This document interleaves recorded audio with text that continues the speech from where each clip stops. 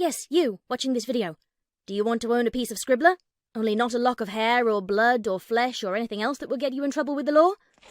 Well, now you can, with t-shirts, hoodies, tote bags and mugs featuring Obab Scribbler at her Teespring store. You know you want to. I shall now stop talking in third person and send you on to the video. Be lovely to each other and enjoy the show.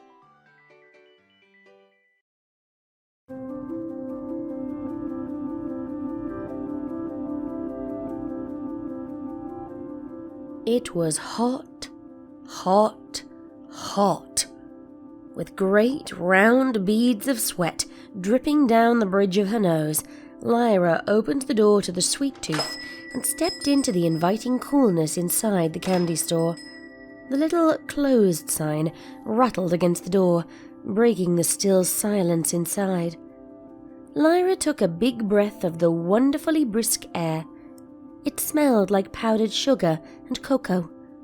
Letting it all out with a sigh, she trotted past the customer area, through the little gate on the front counter marked Employees Only, and toward the back stairs. Bonnie, I'm back!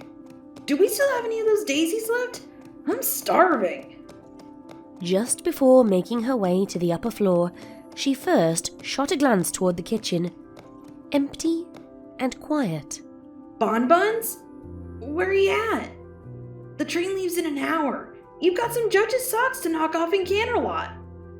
Lyra tilted her head when she got no reply. It wasn't unusual for Bonbon to take a morning nap after working all night on a batch, but she would usually be up again before noontime. Maybe she dropped by Sugar Cube Corner to size up the competition? Lyra could not remember everything Pinky had said about the cake's entry, only that there had been a lot of marzipan involved. From around the corner came an abrupt sniffle. Lyra's ears swiveled at the sound. Are you okay, Bonbon? She called out, suddenly uneasy. Stepping down the hall, she opened the door to the little living room where the sound had come from. Bonbon was inside, lying sprawled on her having a bad day couch, face in her hooves. Bonnie! Lyra scrambled to the crying mare's side and held Bonbon's head to her chest. Tears quickly matted the fur on Lyra's forelegs. What's wrong? Oh, that feather-brained Rainbow Dash! Bonbon leant into Lyra's embrace and threw both legs around her shoulders. Why can't that mare ever do her job? It's all ruined now. Lyra shook her head. Rainbow Dash? Honey, you're not making any sense. It's 92 degrees outside. Bonbon managed between frustrated sobs. 92. Without a cloud in the sky. The weather schedule said that today was supposed to be an 82. I don't... Lyra bit her lip. What do you... Milk chocolate melts at 92 degrees, Lyra. She dejectedly pointed to a wax-lined baking tray sitting on the coffee table that had somehow escaped Lyra's attention. This morning, I put it out on the windowsill to set, but it was too darn hot out, and now they're all ruined. Lyra's heart sank all the way down to her hooves as she took in the sight of the melted candies. Little shapeless mounds of chocolate sat in pools of hardened caramel filling that had spilled out when the treats crumpled in the heat. The ones at the edges had even run down the sides of the tray. Was this the batch for the contest? Lyra spoke past the lump in her throat. Bonbon only nodded in response, smearing tears across Lyra's coat. Oh, Bonnie. I'm so sorry. I spent the whole night mixing everything. Bonbon sniffed again. It was perfect, Lyra. I know, Bonnie. Lyra cooed. She drew a gentle hoof across Bonbon's hair. The minutes ticked by, and slowly, Bonbon's hiccuping sobs quieted down. Together, the two of them lay on that sofa for a long time. The departure time for their Canterlot train came and went. Finally, as orange-hued evening light found its way through the windows. Her own rumbling stomach snapped Lyra out of her sleepy daze. With Bonbon snoring and snuggled tight next to her, popping down to the kitchen for a snack was out of the question. A moment's consideration later, Lyra wrapped her magic around the most intact of the chocolate lumps on the tray beside them.